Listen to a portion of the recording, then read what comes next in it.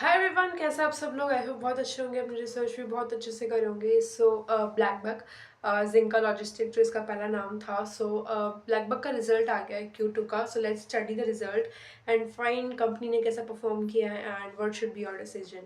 Right, so result देखेंगे। सबसे पहले इनकी जो बिजनेसेस है, कंपनी जो है मेजरली दो स्ट्रीम्स कह लो आप, दो लाइंस में ऑपरेट करती है। सो पहला इनका कोर बिजनेस है एंड दूसरा जो इनका ग्रोथ बिजनेस है। एनीवेज, अगर आपको ब्लैक बक के बारे में कुछ आइडिया नहीं है, ये कंपनी क्या करती है, क्या इनका बिजनेस मॉडल है, सो मैंने सारे वीडियोस ब्लैक बक के भी ऑलरेडी बना चुके हैं, पिछले क्वार्टर के भी सारे बना चुके हैं। सो आप उन वीडियोस को देखो, बिजनेस मॉडल को समझो एंड देन आप रिजल्ट को समझो। राइट, सो कंपनी का बिजनेस मॉडल वैसे तो मेजरली ट्रकर्स के अराउंड है। एंड इनका जो एक तो है कोर बिजनेस, जिसमें ये टेलीमैटिक्स हो गया and day to day related facilities जो है ट्रकर्स को प्रोवाइड करते हैं and the technical solutions provide करते हैं। सो वो इनका कोर बिजनेस हो गया, जिसमें टोल से रिलेटेड एंड ट्रैकिंग से रिलेटेड हो गया आपका, एंड फ्यूल से related fuel cards, fuel sensor, GPS और ऐसे सब like the technical services company इस पर्टिकुलर बिजनेस में प्रोवाइड करती है। And the second business which is growth business. So growth business में कंपनी जो है बेसिकली थोड़ा सा फाइनेंस से रिलेटेड एक तो चीज़ देती है एंड क्लासिफाइड्स, यानी कि जो सब्सक्रिप्शन मॉडल है इनका टू टू ये मतलब ट्रकर्स को हेल्प करता है और ज़्यादा बिजनेस जनरेट करने में और ज़्यादा क्लाइंट्स अचीव करने में। सो वहाँ पे जो है ये कंपनी का दूसरा बिजनेस मॉडल है, जहाँ पे क्लासिफाइड्स आ गया, आपका सुपर लोड वाला बिजनेस आ गया, जिसमें कंपनी का A to Z आपका पूरा विजन रहेगा कि हाँ कैसे कर रहे हैं, क्या कर रहे हैं।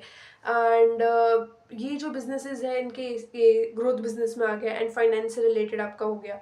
सो वहाँ पे कंपनी जो है कैसे ग्रो कर रही है, इन कोर बिजनेस में कैसी ग्रोथ आई है, सो वो हम देखेंगे। राइट, एंड अभी भी इनके जैसे कोर बिजनेस हुआ चाहे ग्रोथ बिजनेस हुआ, दोनों में कंपनी जो है नई नई चीज़ें ऐड करती रहती है, एक्सपेरिमेंट्स करती रहती है।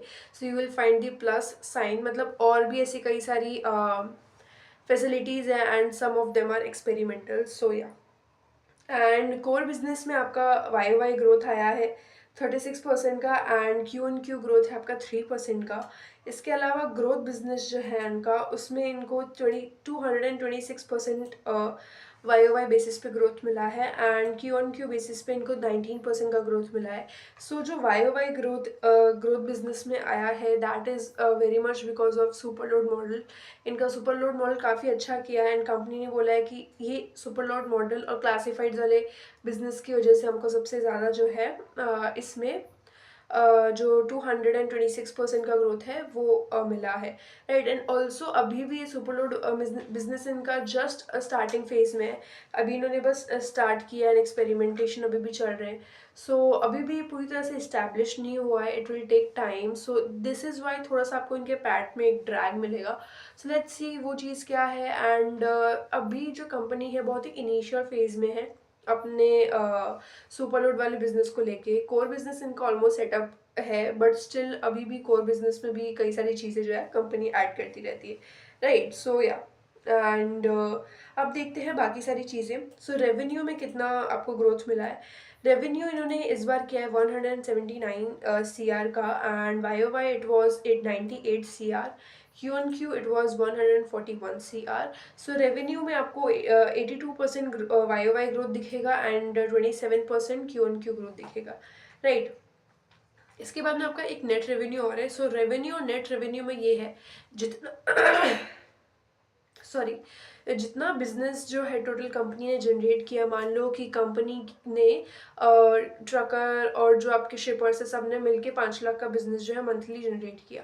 सो वो 5 लाख जो है company as a revenue count करेगी, बट उसमें से जो ब्लैकबक का जो चीज़ है, जो आपका प्लेटफॉर्म फ़ी है, जो आपका सपोर्टिंग फ़ी है, वो एक्चुअल में कंपनी का जो है रेवेन्यू रहेगा।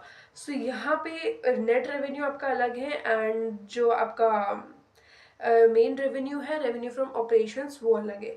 राइट, सो जो कंपनी के काम की चीज़ है वो है net revenue. So net revenue इस बार कंपनी ने किया है 135 CR का, एंड इसमें से 98 CR आपका YoY है एंड 131 CR आपका Q1Q है, राइट। सो YoY आपको ग्रोथ देखने के लिए मिलेगा 37% का, एंड Q1Q ग्रोथ आपको देखने के लिए मिलेगा 3% का। सो Q1Q ग्रोथ अगर हम देखें तो बहुत ज़्यादा तो नहीं है, बट स्टिल एक छोटा ग्रोथ है, बट ठीक है अभी, क्योंकि कंपनी काफ़ी सारे चेंजेस ला रही है, अभी बहुत ज़्यादा स्टेबल नहीं है इनका बिजनेस। सो या अभी हालांकि लॉस मेकिंग से एटलीस्ट प्रॉफिट में तो आई है, बट जब से ये आई है, लिस्टेड हुई है, तब से तो लॉस ही बना रहे थे। Even last Q2 was the loss. So yeah at least company is running it profitably. So yeah and with that contribution margin देखते हैं। सो कंट्रीब्यूशन मार्जिन की बात ऑलरेडी मैंने पिछले फाइनेंशियल रिजल्ट के वीडियो में किया था। So it is nothing but, मान लो कि मैंने 100 रुपये जो है मेरे बिजनेस से कमाए, ठीक है। कोई भी एक बिजनेस हो सकता है मेरा, कोई भी एक मैन्युफैक्चरिंग का बिजनेस हो सकता है, कोई भी एक फूड आइटम है ले लो, तो कुछ भी एक चिप्स वगैरह का ले लो आप। सो 100 रुपीज़ जो है मैंने उसमें से बनाए, एंड 100 में से जो मान लो मेरे चिप्स की जो कॉस्ट है वो 25 है, तो ये डायरेक्ट कॉस्ट है, मतलब ये मैंने हटा दी।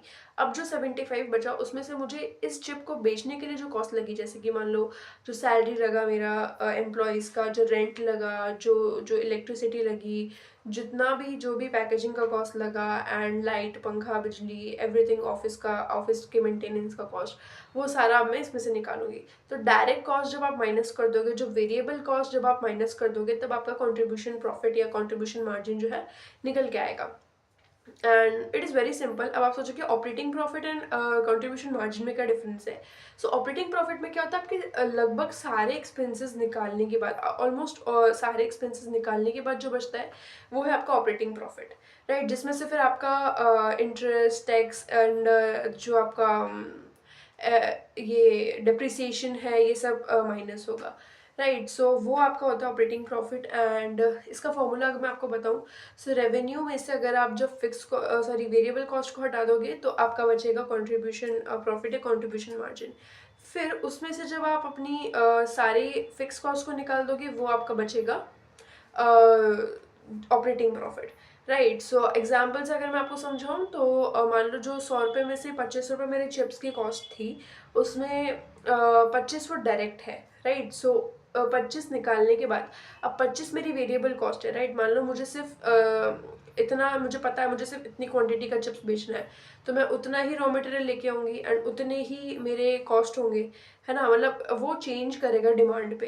मतलब मुझे 100 पैकेट बेचना है, तो मैं उस हिसाब से मेरे रॉ मटेरियल में लेके आऊँगी। तो जैसे डिमांड बढ़ेगा, चिप्स का raw material and the production thing सब कुछ इंक्रीज होगा, और अगर डिमांड नहीं है तो वो सब डिक्रीज हो जाएगा। तो डिमांड के साथ साथ जो कॉस्ट आपकी चल रही होगी वो आपकी वेरिएबल कॉस्ट होगी, राइट। वेरिएबल कॉस्ट आपकी कम ज़्यादा हो सकती है, तभी तो उसका नाम वेरिएबल है।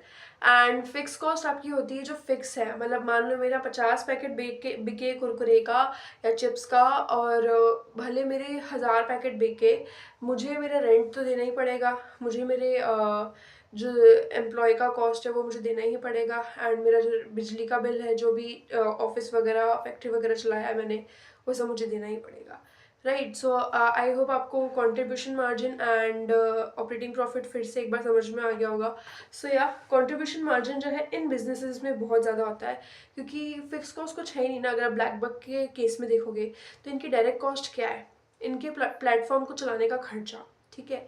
सो मान लो जो भी रेवेन्यू इनमें से किया, उसमें से डायरेक्ट कॉस्ट यानी कि प्लेटफॉर्म को चलाने का खर्चा अगर ये लोग माइनस कर दे, फिर जो बचेगा पैसा उसमें से फिर स्टाफ की सैलरी निकालेंगे, जो ऑफिस का खर्चा है वो निकालेंगे, एंड जो भी इन्होंने डिस्काउंट्स वाउचर दिए उसका अगर कोई खर्चा है तो फिर वो निकालेंगे। सो इस हिसाब से जो है इनके कंट्रीब्यूशन मार्जिन बहुत ज़्यादा होते हैं, क्योंकि प्लेटफॉर्म चलाने का खर्चा बहुत ज़्यादा नहीं होता है। मतलब स्टार्टिंग में you have to invest, but after time जब आप ग्रोथ देने लग जाता है वो आपको आपका प्लेटफॉर्म, उसके बाद में आपकी एज सच कोई बड़ी कॉस्ट होती नहीं है। सो या this is the thing related to contribution margin. मतलब जो ये ऐप ड्रिवन मॉडल्स होते हैं, इनमें ज़्यादातर कंट्रीब्यूशन मार्जिन आपका ज़्यादा होता है, क्योंकि डायरेक्ट कॉस्ट बहुत ही कम होती है, राइट। एंड कंट्रीब्यूशन मार्जिन जो इस बार कंपनी का रहा वो है 93% का, मतलब कंट्रीब्यूशन मार्जिन बढ़ गया है, मतलब 7% ही है कंपनी की, अगर आप देखोगे रेवेन्यू में से 7% ही है आपकी जो आपकी डायरेक्ट कॉस्ट है, जो आपके वेरिएबल कॉस्ट है, right. Yes, and YOY it was 90% and Q on Q it was 92%. So 3% आपका YOY ग्रोथ जो है वो हुआ है एंड 1% जो है आपका Q on Q ग्रोथ है वो हुआ है. सो या great won't say but yes, अगर आप देखोगे YOY ग्रोथ में काफ़ी अच्छा है किया, लाइक 90 से 90% आपके मार्जिन गए हैं. So really good thing over here. And EBITDA देखते हैं. सो एबिडा अभी तक इस बार रहा है 49 CR एंड आप इसको अगर YOY में देखोगे तो 21 करोड़ का एबिडा था. एबिडा में आपको YOY ग्रोथ देखने को मिलेगा 133% का. एंड Q on Q देखते हैं. सो Q on Q आपका जो एबिडा है वो 50 करोड़ का रहा था पिछले क्वार्टर एंड इसमें ग्रोथ आपकी -2% की है, क्योंकि पहले आपका एबिडा लास्ट क्वार्टर 50 का था एंड अभी हो गया है आपका 49. सो एबिडा आपका गिर गया है क्योंकि एक्सपेंसेस कंपनी ने बहुत ज़्यादा किए. Let's see the expenses as well. लगे हाथ हम एक्सपेंसेस भी देख लेते हैं. सो या पहले पिछले क्वार्टर में कंपनी के एक्सपेंसेस थे 100 CR एंड अभी इनके 112 CR हो गए हैं. सो यहाँ पे लगभग 12 करोड़ का कंपनी ने एक्सपेंस बढ़ाया है. पहले भी था एक्सपेंस 81 CR था इन दी मार्च क्वार्टर एंड 100 CR अभी हो गया है. YOY देखोगे तो 83 से सीधा 112 चला गया. So yeah, the expenses cost are has increased also. So that is why थोड़ा सा यहाँ पे आपको एक ड्रैग देखने के लिए मिलेगा. विद दैट और सुपर लोड वाले बिजनेस अभी बहुत आपका इमेच्योर बिजनेस है एंड कंपनी को ज़्यादा से ज़्यादा जो हब्स है सुपर लोड के लिए सपोर्ट करने के लिए जो हब्स है वो ओपन करने. सो दैट इज़ वाई आपको अभी तो एक्सपेंसेस करना ही पड़ेगा. सो या this is the thing. And PAT अगर आप देखोगे सो पैट में इस बार इन्होंने पैड किया 31 CR का एंड 270 माइनस में, राइट. सो -270 पैड किया था YOY में. सो YOY अगर आप देखोगे तो 110% का ग्रोथ है. एंड अगर आप Q on Q देखोगे तो पिछले क्वार्टर इन्होंने 35 CR का पैड किया था. सो Q on Q ग्रोथ तो नहीं है. सो -11% का ग्रोथ यहाँ पर है. मतलब जो भी आप कहना चाह रहे हो, लॉस कह लो या फिर डिग्रेडेशन कह लो, जो भी है. सो -11% यहाँ पे किया. सो पैड थोड़ा सा ड्रैग हो गया है, राइट. मतलब क्वार्टर ऑन क्वार्टर ग्रोथ इतनी कुछ खास नहीं है. यस ठीक ठाक है, मतलब एटलीस्ट बहुत ज़्यादा भी खराब नहीं है बट यस बहुत ज़्यादा अच्छी भी नहीं है, राइट. एंड इसके बाद में EPS अगर आप देखोगे सो EPS इस बार इनका EPS रहा 1.69 का and YOY it was -26,710.89, right. 26,700 minus EPS था क्योंकि लॉस था ना. सो -26,700 का EPS पिछली बार था, अभी 1.69 आया है. सो अच्छा ग्रोथ है. 100% मैथमेटिकली 100% है बट ऑफकोर्स मतलब वैसे देखा जाए तो काफ़ी ग्रोथ है. And quarter on quarter last quarter EPS was 1.95 and अभी आपका EPS 1.69 है. सो थोड़ा सा ये भी ड्रैग हुआ है, लगभग 13% से आपका ये जो है गिरा है, राइट. अब ऑपरेटिंग लेवरेज देखते हैं, ऑपरेटिंग लेवरेज कंपनी को कैसा मिला है. सो या ऑपरेटिंग लेवरेज में आपका जो Q on Q operating leverage है वो आपका -1.7 है एंड जो आपका YOY ऑपरेटिंग लेवरेज है वो है 3.15. सो ऑपरेटिंग लेवरेज में आपको थोड़ा सा मतलब Q on Q थोड़ा सा कम हो गया है एंड YOY अच्छा है. 3.19 का लेवरेज मिला इनको. इसके अलावा ट्रांजैक्टिंग कस्टमर्स वगैरह जो है जो इस कंपनी के हम हर बार देखते हैं, पिछली बार भी हमने देखे थे. सो let's see that also. So customers में ग्रोथ कैसी हुई है वो देखते हैं. सो मंथली ट्रांजैक्टिंग कस्टमर्स अभी इनके हो गए हैं 7,91,670 एंड लास्ट YOY क्वार्टर में देखोगे तो 6,99,206 थे ये नंबर्स. सो 13% का YOY ग्रोथ आया है. एंड अगर Q on Q देखोगे तो 7,800 7,83,399 जो है ये नंबर है, एंड 1% का ग्रोथ जो है आपको क्यू ऑन क्यू देखने को मिलेगा। इसके अलावा जो इनके जो है नंबर रहता है जिसमें ऐसे कौन कौन से यूज़र्स हैं जो कि इनकी 2 से ज़्यादा सर्विसेज यूज़ कर रहे हैं, या फिर एटलीस्ट 2 सर्विसेज यूज़ कर रहे हैं, उस नंबर में जो ग्रोथ है वो देखते हैं। ये ग्रोथ थोड़ा सा अच्छा है। 3,99,051 जो है ये कस्टमर्स आपके हैं, एंड अगर ग्रोथ देखोगे वाई वाई में, पहले नंबर बता देती हूँ, 3,29,318 आपका ये नंबर है, एंड 21% का वाई वाई ग्रोथ जो है वो आया है। इसके अलावा क्यू ऑन क्यू देखोगे तो 3,86,351 जो है आपका ये इस लास्ट क्वार्टर था, तो लास्ट क्वार्टर एंड क्वार्टर में आपको 3% का जो है ग्रोथ देखने को मिलेगा, राइट। या this is the complete thing in front of you. And GTV payments जो इनके है, ग्रॉस ट्रांजैक्शन वैल्यू पेमेंट्स, मतलब ओवरऑल कितने पेमेंट्स जो है हुए हैं, वो नंबर भी आपका इंक्रीज हुआ है। ये अभी आया है 6,778 करोड़, एंड वाई वाई में देखते हैं 5,268 करोड़ ये आपका नंबर पहले था वाई वाई में। वाई वाई ग्रोथ आपका 28% का आया है, एंड अगर क्यू ऑन क्यू देखेंगे 6,847 करोड़ जो लास्ट क्वार्टर में था, अभी थोड़ा सा कम हो गया, 6,778 रहा, -1% का ग्रोथ आपको यहाँ देखने के लिए मिलेगा।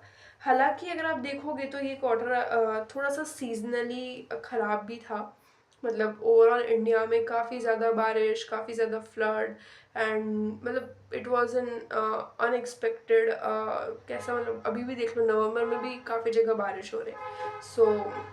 मतलब इस वजह से जो लॉजिस्टिक्स है, जो बाकी आपका ट्रांसपोर्टेशन है, इस सेक्टर को भी काफ़ी इफ़ेक्ट पड़ा है।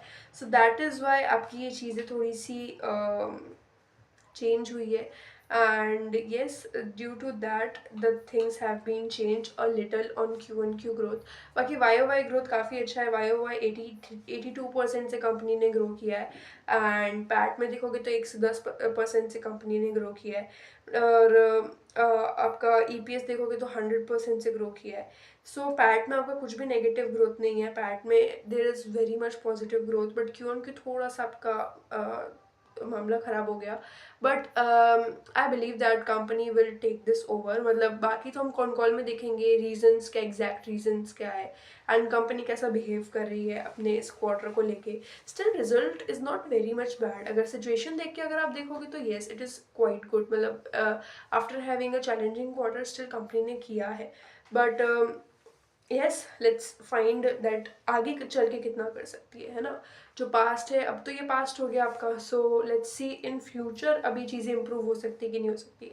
ऑफ कोर्स जो यहाँ पे लॉसेस किए हैं, जो यहाँ पे चीज़ें डाउन गई है, वो आगे चल के रिकवर हो पा रही है नहीं हो पा रही है, वो चीज़ें देखना is important, right. Yeah, these were all the things about BlackBuck का result in Q2, and one more thing जो इन्होंने बोला है that Superload business has made strong progress on establishing the playbook, plan to add 10 new cities over the course of next 6 months। यानी कि जैसे इनका एक सुपरलोड हब की तरह काम करेगा। सुपरलोड बिजनेस इज बेसिकली अबाउट जहाँ आपका स्टार्टिंग से लेके एंडिंग तक पूरा जो है ब्लैकबक के अंडर होगा, यानी पेमेंट मतलब आगे शिपिंग से लेकर के एंड तक वेयर हाउस में कैसे स्टॉक जाएगा, एंड कहाँ से पिक होगा, एंड कितने वक्त में डिलीवरी होगा, like everything will be in eyes of blackbuck. Definitely यहाँ पे मार्जिन इनके अच्छे हैं, मतलब ये एक्स्ट्रा फी वगैरह चार्ज करेंगे दोनों साइड से। यहाँ पे क्या है ना कि कंपनी ने बोला है कि हम लोग जो है हब्स ओपन करेंगे ताकि हमारे जो ये इंश्योर हो सके, जो पूरा सिस्टम है स्मूथली हो सके ना, आपका ऑपरेशन जो है इसका स्मूथली हो सके, एंड ऑफ कोर्स मतलब अगर आप सारा का सारा सिस्टम खुद से कर रहे हो तो फिर आपको कोई चाहिए जो उस पर नज़र रख सके एंड ड्राइवर को असिस्ट करे and everything should be done. So यहाँ कंपनी जो है बहुत सारे हब्स ओपन कर रही है। हालांकि कंपनी के जो हब्स है 15 से 20 दिन में ओपन होके एंड ऑपरेशनल हो जाते हैं। सो कंपनी ने प्लान किया कि हम 10 और नए सिटीज़ में एक्सपैंड करेंगे in the next upcoming 6 months। So let's see ये एक्सपेंशन कितना चेंज लाता है। And of course the company is very much positive about the super load business. So या मतलब सुपर लोड बिजनेस इनका एक अलग ही वैसे तो काफ़ी अच्छा ग्रोथ दिया है। 226% का ग्रोथ आपका इसमें आया है, ग्रोथ वाले बिजनेस में आया है and this is because of super loads. यानी कि सुपर लोड्स इनका काफ़ी अच्छा कर रहा है बट अभी पूरी तरह से स्टेबल नहीं है। सो अभी मतलब कि उसमें और जो है प्लानिंग एंड प्लॉटिंग किया जा रहा है। मतलब अभी भी चीज़ें ठीक से चलाने के लिए, स्मूथनेस इंश्योर करने के लिए company is working on it. So yeah let's C सुपरलोड business के बारे में और हमको क्या डिटेल मिलेगा इन दी cone call. So yeah I see in the con call. Till then आप रिजल्ट को अच्छे से स्टडी करो, आप देखो आपको क्या मिलता है extra. Let me check if I have completed everything और नॉट। सो पहले तो कंपनी लॉस रिपोर्ट कर रही थी कितने वक्त से, लाइक सितंबर 2023 से दिसंबर 2024 में तो कंपनी आपका लॉस में चल रही थी। एटलीस्ट अभी प्रॉफिट में आई है एंड इतना लॉस था इसलिए मार्च वाले क्वार्टर में इनको थोड़ा सा वो दिखाना, मतलब आपका सीधा 281 का पैट हो गया। तो यहाँ पे इनको एक टैक्स का बेनिफिट मिला था। अभी कंपनी टैक्स भी वापस, पहले 0% टैक्स पे कर रही थी, है ना, फिर -682 इनका टैक्स गया, अभी ये नॉर्मल टैक्स पे आ गए, लाइक 26-24% का टैक्स जो है कंपनी पे कर रही है। So yeah things have been better and EPS भी ठीक है, मतलब अभी तो ग्रो ही करा है कम से कम, एटलीस्ट अभी तो काफ़ी अच्छा ग्रोथ जो है आपको ईपीएस में देखने को मिला है, राइट। सो या कंपनी की बोरिंग्स बहुत ज़्यादा कम हो गई है एंड रिजर्व्स बहुत अच्छे से बढ़ गए हैं। लगभग 1200-1300 करोड़ का रिजर्व है एंड सिर्फ 19 करोड़ की बोरिंग्स है। So yeah things are getting better and yeah with that सारी चीज़ें लगभग हमने स्टडी कर लिया है। कॉन कॉल हमारा बाकी है, सो कॉन कॉल हम करेंगे, देखेंगे क्या मिलता है क्या नहीं मिलता है। सो आप जब तक रिजल्ट को स्टडी करो and I'll see you in the con call wala video. So till then, do research. Thank you. If you have any kind of doubts, please ask me. Thank you.